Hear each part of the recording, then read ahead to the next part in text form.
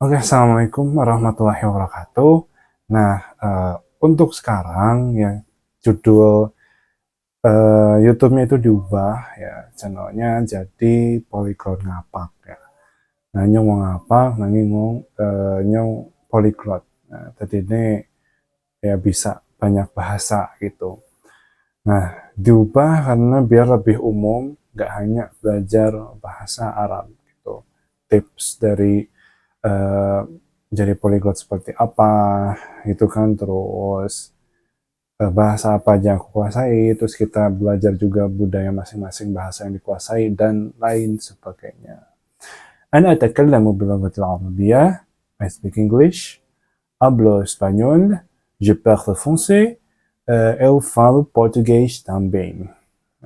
Io parlo italiano. Jadi Nyong Teng go bahasa Arab ya, bisa bahasa Arab contohnya bendera Saudi ya, terus ada lagi ini ya, Inggris. Terus ana Spanyol ya, nah iki Spanyol. Nah, Spanyol, terus je parle français aussi. Oui, c'est la France. Ah, Português. Eu falo português. Dan yang pasti bahasa Indonesia, terus ada bahasa Sunda dan juga bahasa Jawa. Nah, Jawane sing ngapakai, terus namanya bahasa Sunda, nya tiasa bahasa Sunda oge atau da orang da ayo nama di Bandung. Nah, itu bahasa yang aku kuasai ya. Terus untuk tips jadi seorang polyglot ya. Pertama, harus siapkan sabar dulu.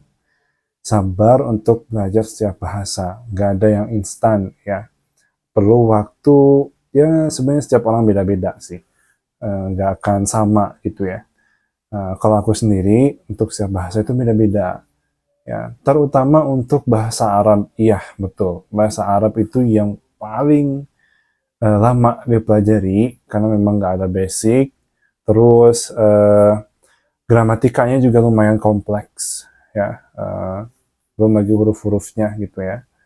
Jadi waktu itu dari basic itu dari awal sampai betul bisa bicara aja ya, bicara lancar itu sekitar 5 semester atau 2,5 tahun. Nah, untuk bahasa yang lain, nah bahasa Spanyol, Prancis, Portugis itu karena memang dari awal udah punya basic bahasa Inggris, nah itu lebih mudah untuk bisa dipelajari. Nah, jadinya ya cuma setahun lah gitu. Cuma mungkin pelafalannya aja yang agak beda-beda gitu kan. Nah itu. Dan yang kedua, supaya lebih mudah, itu kita harus memahami karakter bahasanya, ya juga budayanya gitu. Ya karena setiap native atau penutur bahasa asing itu beda-beda ya bawaannya gitu. Jadi nggak akan sama ya, budayanya beda gitu kan. Kita pelajari orang Arab seperti apa, terus Spanyol ya gitu, Prancis, Portugis, Inggris dan lainnya. Nah, terus tadi juga aku ini ya bahasa Italia ya. Nah, itu masih berlatih banget ya, masih ya baru sedikit lah bisa, tapi kalau baca itu cepat paham karena udah ada basic bahasa Prancis, Spanyol gitu ya, masih bahasa saudaranya gitu. Dan juga ada bahasa Mandarin. Nah, belajar juga sebenarnya bahasa Mandarin tapi masih sangat dasar. Meskipun gramatikanya lebih mudah daripada bahasa Arab, tapi ya cara bicaranya juga lumayan sulit gitu.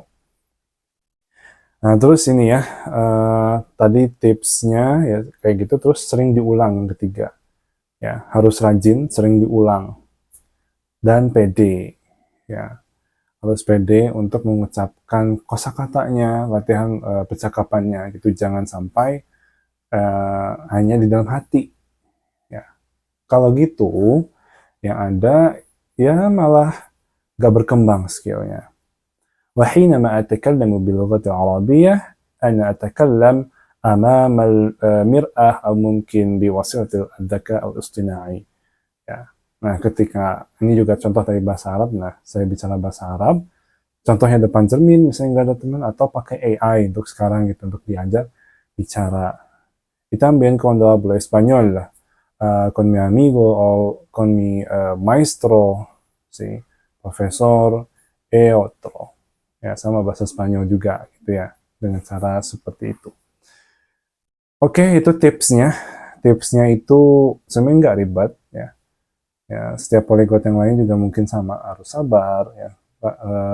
Rajin berlatih, pelajari karakteristik bahasanya ya, kayak gitu. Nah, terutama untuk bahasa internasional. Terus bahasa daerah juga sama sebenarnya untuk melatih otak kita juga. Oke, matur nuwun sangat. Wassalamualaikum warahmatullahi wabarakatuh.